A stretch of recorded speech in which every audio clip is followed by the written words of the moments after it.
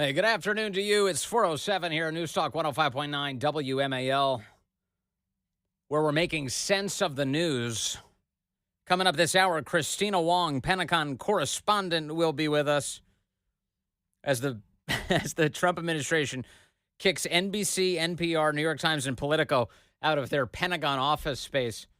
They said you can keep using the place. You keep showing up, keep asking questions. You just don't get permanent office space at the Pentagon anymore. The establishment media is, of course, saying this is an attack on the free press. You can join us, 888-630-9625, 888-630-WMAL. I want to get back to all of this wasteful spending in just a moment that President Trump and company are trying to tackle. But first, some breaking news. Pete Hegseth, the Secretary of Defense, and Tom Homan, the border czar, well, they're on the border today. Pete Hegseth has been Secretary of Defense for very little time now. And immediately, he was dealing with the helicopter crash last week in the Potomac. And then right after that, right to the border as the United States military works to assist the border mission there. Now on both sides of our border. Now we have the Mexican military involved as well, thanks to President Trump's pressure on Mexico. Here is Tom Homan and Pete Hegseth just moments ago speaking to cameras at the border. Joined the border in 1984. The first Trump presidency was a game changer, right? Unprecedented success. 45-year low illegal immigration. Illegal immigration down 90, as high as 91%, depending on what time frame we looked at. But what I'm seeing here, since he took oath of office, President Trump is a game changer. You saw his first administration was successful on the border. I've never seen a military flight remove illegal aliens. That happened. I've never seen a amount of engagement from the military on the border helping secure the border. I've never seen engagement from other law enforcement agencies, whether it's FBI, U.S. Marshals, DEA, DOJ's at the table across the country doing operations. This is a game changer. We will finally succeed and have an operational control of our southern border with this president in charge and my partnership with Pete Hegseth. We're going to make this happen. We will not fail. Shoulder to shoulder, in every way, every square inch is our responsibility. The president has made that charge clear, and we're going to deliver for him. What are your questions? What does a mission accomplished look like, Mr. Secretary? Mission accomplished means 100% operational control of the border. Right now, that means a surge of manpower. That means you've seen thousands of active duty and National Guard troops come to the border with additional assets and systems that allow us to surveil. We were just with the helicopter company that's here surveilling that. We've got other ISR assets. Because of President Trump's deft ability to negotiate, we now have 10,000 Mexican troops that are going to be patrolling on the other side of the border. So there's cooperation with Mexico as well. Yeah. Over time, when we're able to build the border wall as well as the president has said he will do and will do, operational control looks different than just constant manpower. But this is the phase that we're in right now. So the ability to control every portion of the border underneath, above ground, and above, and by sea is something we take very seriously, and we will ensure as rapidly as possible happens. And it's just not about illegal immigration. I'm reading that. That's right. It's just not about illegal immigration. When we secure the border, when we lock this down, less Americans will die from fentanyl. Less women and children be sex trafficked. Less no-inspected terrorists going to sneak in the country. Less gotaways. Less people on terrorist watch lists. This is about national security. Illegal immigration is a basis, but it's about our country's safety and security. And it's about protecting American people. That's why we're here, and that's why we have to secure this border. What a difference, huh? What a difference. That's not Mayorkas and Kamala, those goons. Even to this day, Kamala never went to the border, right? She visited. She was like some far distance away from it. She was in Texas. They said she went to the border. Even that was a joke. It was a complete joke. They never wanted to get control of that thing. They made it as bad as they possibly could. And then they used your taxpayer dollars to make it worse. Remember? They gave all that money to non-government NGOs, these non-government organizations, to traffic human beings into the country, which President Trump put an end to. I saw one of the Catholic bishops come out over the weekend and basically issue up almost right up to the edge, almost an endorsement of President Trump's border policy, saying we're not an open borders country. We can't be an open borders country. That is wonderful progress in this fight, especially because it was one of the main organizations that was involved heavily in the human trafficking was Catholic Charities, quite unfortunately, to my great disappointment. And President Trump has brought that to an end. We've been asking questions about that. The White House telling us last week, yeah, that's over. That's done. Also in this border fight, President Trump, or that is Tom Homan, his border czar, he came out this weekend and he was pointing out that the border crossings have absolutely plummeted. We are down now 93% from where we were under Joe Biden, a 93% drop in foreign nationals illegally pouring into the country. For Hakeem Jeffries to go out and say that you need to fight in the streets, No, that's not the audio. Tom Homan this weekend. We'll get to it. I'll see if I can't find it. But that's a big deal. That's a really big deal. As Homan is doing the mission that we asked him to do, that we desperately wanted him to do. In fact, here he is. This is the audio I was looking for. This is Tom Homan with Maria Bartiromo this weekend. Can you assess your work so far? Well, look, I looked at the numbers this morning, Maria. The crossings on the border are down 93%. 93%. Wow. That's a bigger decrease than under the first Trump administration. So, look, I said it. President Trump is a game changer. No one has had the success he's had on securing the border. He clearly understands we can't have strong national security if we don't have border security. We need to know who's coming in, what's coming in, where it's coming in, why it's coming in. And we have achieved a success on the border already. We got more work to do. And on top of that, we, as far as the deportation operation, we're just shy of, I think we got 5,000 already arrested the first week, and majority of them being criminals. The non-criminals, and the media's talking about, who are these non-criminals? The non-criminals are arrested in sanctuary cities because you force us into the community rather than arresting the bad guy in the jail. Yeah. And when we find that criminal, he's most likely with others, and they're going to go too. So if you want to be a sanctuary city, you're going to get exactly what you don't want. More agents in the community and more non-criminals arrested. Yeah. So this is really a shot at the lefties who run these cities, isn't it? When Tom Homan says that, he's like, hey, guess who just got the nonviolent illegals arrested? That'd be the Democrats who refused to hand the violent ones over as they were being released from lefty jails, Democrat-run jails. If you would just honor ICE detainers, if you would cooperate with the federal government, we wouldn't have to go into these communities where we'd pick up nonviolent illegals. But if we do, guess what? They're also in violation of the law. And guess what? They've got to be deported too. That's U.S. law. So you did this, says Tom Homan. You created this mess. And the people that you say you'd like to protect, the nonviolent illegals, who you call undocumented, that's as big of a lie as you could possibly create. Well, guess what? They're getting swept up in this too, thanks to your work. Kristina Wong is the current DHS secretary. She was on with a couple of people this weekend talking about this. And she was on with NBC's Kristen Welker on their Sunday show. And Kristen Welker said, well, legal immigrants are scared. Legal. Are you listening to this? Legal immigrants to the United States are scared right now. To which Kristina Wong responds, what? Why would they be scared? You know who did that? I've been talking to people who are here legally, and they have expressed concerns. They say they are carrying, in some cases, their documents around with them. Some of them are afraid to go to churches because ICE agents are now going into churches and schools to carry out these deportation operations. Do people who are here legally need to be carrying around paperwork? And can you guarantee that people who are here legally won't be wrongful? Everything with the left is play acting Nazi Germany. That's their whole deal. How can we make Trump seem like a Nazi? Right? That's the whole thing. That's the whole game. What do we do? How do we achieve that end? That's how they go after Elon Musk. Oh, he's a Nazi. He's a Nazi. They go after Trump. He's a Nazi. This is the process. And what are Trump and company doing?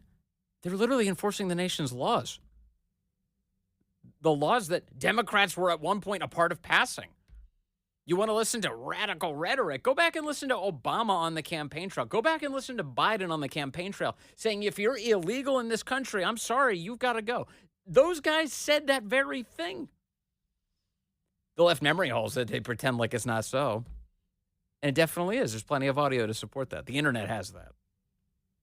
And here's Kristen Welker saying, legal immigrants are scared. They're so scared. Why would they be scared? That's the dumbest. Trump's wife is a legal immigrant. Why would they be scared of what? Detained.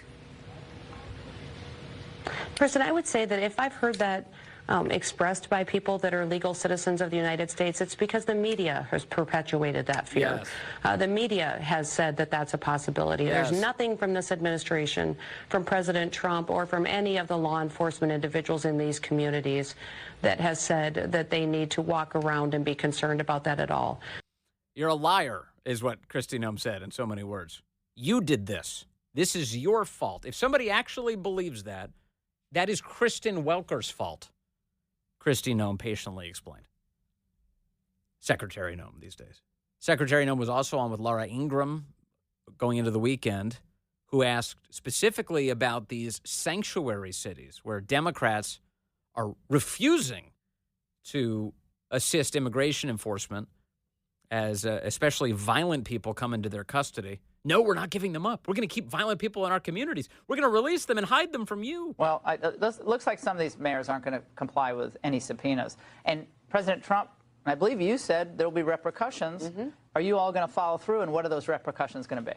Yeah, we're still going into their communities. But how about with the officials that interfere with federal law enforcement? You know, they will, but the federal government has the authority to go in and to make their communities safer, especially these that are perpetuating dangerous Well, what about crimes. these officials who get in your way? Will there be repetictions for them? By the way, Tom Homan has already been clear on this, that if you're harboring and advancing illegal immigration, you are running afoul of federal law. So there are federal laws that they're tripping all over as they break the law here. Personally. You know, the reality is these sanctuary cities, their laws have caused us problems. I mean, they are limiting some of our tools that we want in our toolbox, but we're going to continue to go in and use our operations and then show in other cities how it's working and tell our story to the American people. The people in their community need to hear how their mayors, their elected officials are protecting the criminals. But will you go after them personally? I'm going to ask for the third time. Will you go after? I mean, I'm asking a question because I expect an answer. Will you go after these individual mayors who are good for Laura? Good for Laura. I like it. It's good. Saying essentially they're going to thwart federal authority. You guys have the authority over immigration enforcement. They don't. Listen, Laura, nobody's above the law. Of course we will. But that's up to President Trump. President Trump gives us a direction. I don't sit here and make up a decision on what I do. I follow the law. That's my job, is we treat everybody the same in this country now that we have President Trump in the White House, and he's going to give us direction on how we're going to go after these individuals. All right. Well, look, that was a little dissatisfying, but here's what I'm encouraged by. Tom Homan. I'm very encouraged by Tom Homan. I like that. Remember, we had, in case you want to do some light weekend listening, you can go back and listen to our interviews with Tom Homan that we did after he was announced as border czar. Remember this, Corey? And I asked him, I said, hey, what's the deal? What's the working relationship between you and the DHS secretary? Like, who's really in charge here? What's the pecking order? And Homan was, well, let's say he was about as diplomatic as you've ever heard him. Not much for diplomacy, Mr. Homan. But he was like, look, I'm working side by side with Kristina Wong, but I report directly to the President of the United States, he said. And he explained very carefully, this border will be under control, and that is his mission. And again, when he is asked the question that you just heard Laura ask Secretary Noem, he's always crystal clear on this. Yeah, those officials are violating the law, and we will go after them. Just so you know. I promise. I've got so much more on USAID we have to get to. We will. We'll get to it. I promise. But first, let me take a phone call. I've got Mark calling in from Missouri, line 2. Hello, Mark. You're on the Vince Colonnese Show. Thanks, Vince. And you are right that a Catholic bishop did speak out this weekend in defense of borders, amazingly. But that bishop was Bishop Joseph Strickland, who is on the outs with all the other bishops. And Francis actually kicked him out of his diocese for essentially being too Catholic. So Joseph Strickland is a great bishop, but still there's a major problem with the Catholic bishops. And they spent 4 years silent about Biden, who's purely anti-Catholic. Yeah, no, you're totally right about the annoying silence that we've gotten from the bishops. But here's something that should give you a little bit of hope. Bishop Strickland this weekend is actually praising the bishop who wrote the statement that I'm referring to, and it wasn't Strickland actually. It was Michael Burbidge of the Diocese of Arlington. That's right here in our area, who released a statement over the weekend declaring that Catholic Church teaching does not support an open border policy. That was out of the Bishop of Arlington, and Bishop Strickland praising him this weekend on X for releasing that bishop. That follows, by the way, Mark, on the heels of another statement, which came from Bishop Robert Barron from the U.S. Conference of Catholic Bishops, praising President Trump's executive order on gender, saying that, quote, helping young people accept their bodies and their vocation as women and men is the true path of freedom and happiness. Suddenly, Mark, I'm seeing a couple of really important and correct statements here from the U.S. Conference of Catholic Bishops. Wow, that's amazing good news. I did not know that. I stand corrected, but Bishop Strickland also said that. But yeah, that's great for your bishop there in Virginia as well. Goodness. Hopefully more will see the light. I hope so. I'm praying for all of them. Thank you, Mark. I appreciate that. Yeah, they're keeping an eye on what these bishops are up to. We want to make sure they stay on the straight and narrow, don't you think? All right, hey, coming up, we're going to talk to Kristina Wong. She's a Pentagon correspondent. You got Pete Hegseth, the Secretary of Defense, on the border today. We'll get the latest with Kristina, and we'll find out about the old office space shuffle going on at the Pentagon. As a couple of legacy news outlets lose their plush accommodations. They say it's an attack on the free press. The Trump administration says, no, it's not. You can keep covering the press conference. You just don't have free office space anymore. Hey, good afternoon. 4:35 here. News Talk 105.9 WMAL, where we are making sense of the news. You can join us today, 888-630-9625, 888-630-WMAL. Right now on our southern border is not just Tom Homan, the border czar, who, when does that guy sleep? He's on raids in the middle of the night in various American cities. Now he's on the border again. The Secretary of Defense, Pete Hegseth, also accompanying him today on the border. The United States military very engaged in that mission of trying to secure the border and eject illegal foreign nationals. For more on what's going on, let's bring in the Pentagon correspondent for Breitbart News. Kristina Wong is here. Kristina, good to have you back on the show. Hello, Vince. Thanks for having me back. How is the United States military involved in the border mission right now? Yeah, so under Trump, there's been about 1,600 active duty troops deployed to the border to supplement the 2,500 active duty who were actually already there. So now the number is 4,000 active duty troops, and that doesn't count the reserve and National Guard forces who are also there. So it's a huge plus up. This is President Trump's number one priority, to secure the border, and he has tapped Tom Homan and Pete Hegseth, Defense Secretary, to assist with that. And what kind of work are the troops doing for the border? Yeah, so they are building barriers, putting up wire, stopping illegal immigrants from coming across. They're also doing surveillance, so flying drones, flying aircraft missions, and they're also providing transport. So I think we've seen video of migrants being put on planes back to Colombia and other countries. So they're doing that too. And they're about to have a huge mission, which is to bring illegal migrants to Gitmo, Guantanamo Bay, the naval station there. I've actually been there several times. And so these criminal migrants are going to be brought to Gitmo. And I believe the number is up to 30,000. There's a lot of space. Yeah.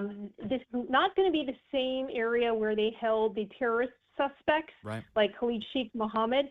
This is a different part of Gitmo, and our Secretary of Defense actually served there in 2004, 2005.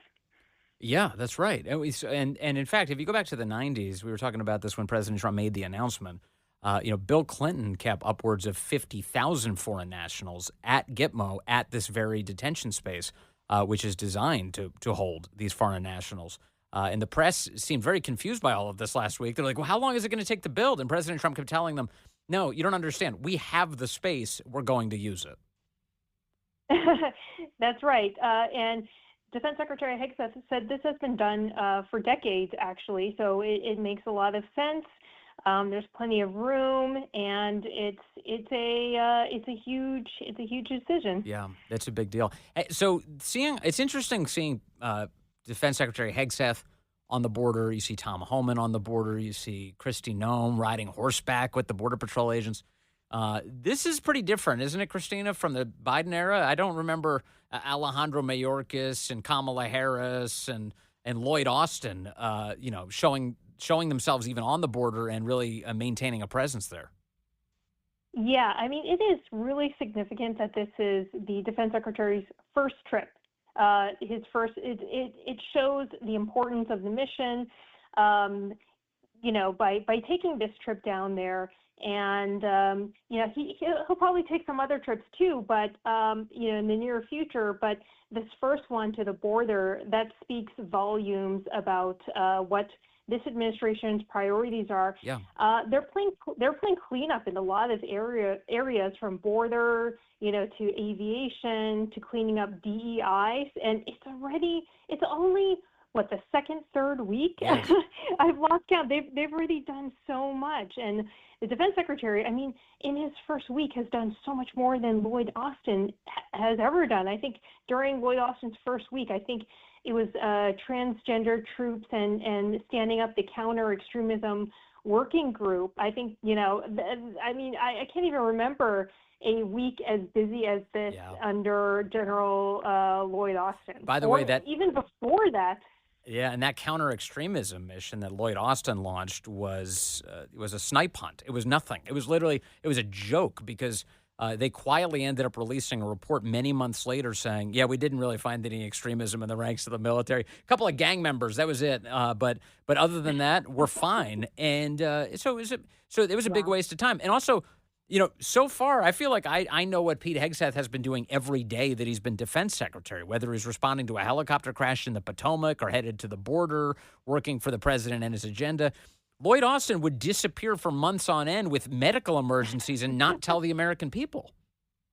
Yes, he was totally MIA. He never came out to the podium, which Pentagon reporters supposedly don't like, but they didn't really say much when it was Secretary of Defense Lloyd Austin when Biden was in office.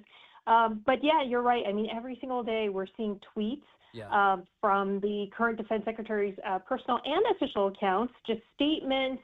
He's been at the White House podium. It's a whole new way of doing business. It's a whole new. Today we see him tweeting his arrival at Fort Bliss. This is the Defense Secretary down in Texas. And so I feel like we're getting more information than ever. So far, this administration has been pretty transparent, beginning, at the White House and down to the DOD. And it just, they're moving. And we also see that with Secretary of State Marco Rubio, too. I mean, they know how to use social media to get their message out and to let us know what we're doing. And I feel like the American people should feel good about, getting such a good return on their vote because, they're being kept up to date on what's being done. Yeah, no, that's for sure. Hey, so I want to ask you about transparency at the Pentagon. One of the big stories from the weekend is that the Pentagon, led by new Defense Secretary Pete Hegseth, has decided that a couple of legacy news outlets can no longer take for granted the fact that they have some sort of permanent office space at the Pentagon. And I'm going to read the replacements. Now, the way the press is talking about this, either they're not telling you the other news outlets who are getting the office space, or that if they are, they're doing it with utter contempt for the outlets that are being included. But here we go. One America News is replacing NBC News. Breitbart, that's you, Kristina Wong, replacing National Public Radio. The New York Post is replacing the New York Times, and right-wing media outlet Huffington Post, it's lefty, is replacing Politico in the coveted Correspondence Corridor. Tell us about the Correspondence Corridor and its occupants. So there's an office inside the Pentagon. I'm not sure how many people are aware of this, but the Pentagon Press Corps is embedded inside the building. I know a lot of folks are surprised when they've come by and they've seen this, but so there's a corridor with offices for all the big network news outlets, radio outlets, legacy print outlets, and they've been there for many years, probably over 2 decades. It's a very small area, a small press bullpen, and from there, reporters can talk to defense officials. Defense officials often come by and chat with the reporters, or vice versa. The reporters can go outside and talk to defense officials. You have very, very easy, quick access inside the Pentagon. And so what this administration is doing under Defense Secretary Hegseth, they've ordered for the New York Times, NBC, NPR, Politico to move out of their dedicated workspaces. So these outlets who've had a desk there, some longer than others, they have to move out. They have to pick up their stuff and move. I think it's for at least a year, and give them to New York Post, OANN, Breitbart, us, and Huffington Post. Yes. And so, yeah, and so that's it's symbolic, but it's also a huge physical change, and it's a message to the establishment legacy media that they are no longer going to be prioritized, because for many, many, many years they were afforded many opportunities that other news media do not get. Also, if you entrench the establishment press, they end up setting the agenda for the country. And that's the last thing you want to do. You want people there who are going to try and ferret out information and report to the American people, rather than try and guide the policy of any specific Pentagon, for instance. The New York Times is panicking about this. They released a statement. They said this move to expel the Times and other independent fact-based news outlets from the Pentagon's press spaces is a concerning development. The Department of Defense has the largest discretionary budget in the government, millions of Americans in uniform under its direction, and control of a vast arsenal funded by taxpayers. The Times is committed to covering the Pentagon fully and fairly. Steps designed to impede access are clearly not in the public interest. Now, Kristina, correct me if I'm wrong, the New York Times is not having its access impeded, are they? They're still entitled to the same access they had before, I thought. Absolutely. They just don't have their same desk. I mean, they're still welcome to come into the Pentagon. There's other places they can sit at. But you're right in that these entrenched reporters, they're dominated by lefties, and they advocate for Democrat priorities and policies, and their leftist constituents.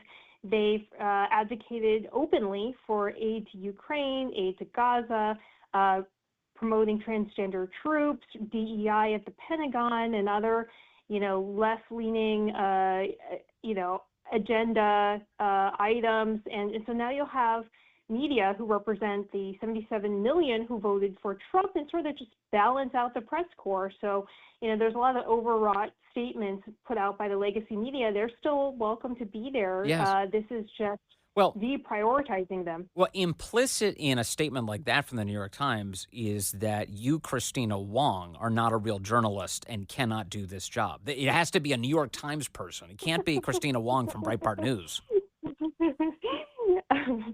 Exactly. And, it's funny because, I've been reporting on the Pentagon since 2011, and I don't have a dedicated, coveted spot there for the last 11 years, and you have to do your job by you don't have internet, you don't have a desk, people don't know where to find you. I've done perfectly fine, I think, but this really does send a message to the whole DoD, and in fact I think the whole government, that you can't ignore outlets like Breitbart, OANN, even Huffington Post. You can't ignore the other folks, and like you said, we're just as important, and we do just as good work and cover the building just as well as these outlets do. And it also really cuts through the lie that it's all for one and one for all. This thing where people are like, we as reporters, we all have to link arms. But then the second the New York Times and NPR lose their coveted space inside the Pentagon, and they're replaced by One America and Breitbart and the New York Post and the Huffington Post, now they're like, oh, this is an attack on press freedom. Whatever happened to the Three Musketeers? racketeer stuff. Oh, I mean, I could tell you stories from my last, decade covering the Pentagon. I think the Pentagon Press Corps, they pretend that they're very impartial, but that's not the case. That's not my experience. When I started reporting at Breitbart, it was a complete, switch in how I was treated. And, they kind of sell themselves off as impartial reporters, but I found in my personal experience that is not the case. Yeah, no, they're a bunch of sneering jerks, actually. And one last thing. Do you get to decorate your office space to your own liking at the Pentagon? I do. It's actually so. According to Memo, I get a radio booth now, so that'll be kind of fun. I don't know if I'll be doing radio from there. I'm not sure. I'm not radio person like you. Maybe I'll start, but at least I'll put up a sign. Yeah. I'll put up a sign that says Breitbart News. Yes, just, and not the New York marker Times. They are not allowed. Like straight up, like Little Rascal style. New York Times is banned from this office. You're not allowed in here. Hey, Kristina Wong, thank you very much, and have fun at the Pentagon. Can't wait to talk to you again soon. Thank you so much. All right, Thank you so much, Vince. Kristina Wong, Pentagon correspondent over at Breitbart. All right, let's go to the phones. Connor is calling in from Huntsville, Alabama right now, line 3. Hello, Connor. You're on the Vince Coglianese Show. Hey, Vince. I tell you what, this USAID has really hit a nerve with Democrats. I see a lot of deflection, and I think years ago they would have gotten away with this. But with the new media, I think the truth will eventually win. Yeah. But they're talking about everything except what Musk crew has dug up. So Connor, do you get the feeling as you watched all these lefties freak out? They literally went outside the headquarters of USAID today, all these lefty lawmakers. They're all panicking. Some of them are straight up promising to bring the entire federal government to a screeching halt until USAID is allowed to continue to run roughshod over American taxpayers. We got to protect that. It's almost like they're a teenager and we found their secret stash of contraband, and they're going absolutely crazy today, Connor. Well, but the crazier they go, the more suspicions that they raise. Don't they understand that? Yeah, exactly. Just like your teenager. They start freaking. Don't go near that panel. Don't go near that thing. You stay away from there. No. That's what I'm interested in now. You're going the mattress. Crazy. Yeah, don't you look under the mattress. Yeah, no, I'm looking. Yeah, get out of the room. I'll take it from here. Yeah, no, that's exactly what's happening right now. We've locked them out of their teenager bedroom, and now we're rifling through everything. We're going to get to the bottom of this real quick. Hey, Connor, thank you. No, you're totally right. A nerve has been struck, so let's keep striking it, don't you think? Elon Musk is describing it as a hornet's nest. Oh, yeah, we kicked it today. We definitely kicked it, which is good. I like this. The left needs to keep reacting this way. Every time they do, you've struck pay dirt. Yeah. Oh, yeah, we're hovering over it, like a divining rod looking for water. We're going to find it, baby. And when we do, they're going to freak out. And that's what we're witnessing today. Coming up, more on that, more on what USAID has been doing with your money out of your sight, hoping you wouldn't notice, and is very angry about all this scrutiny that they're suddenly getting.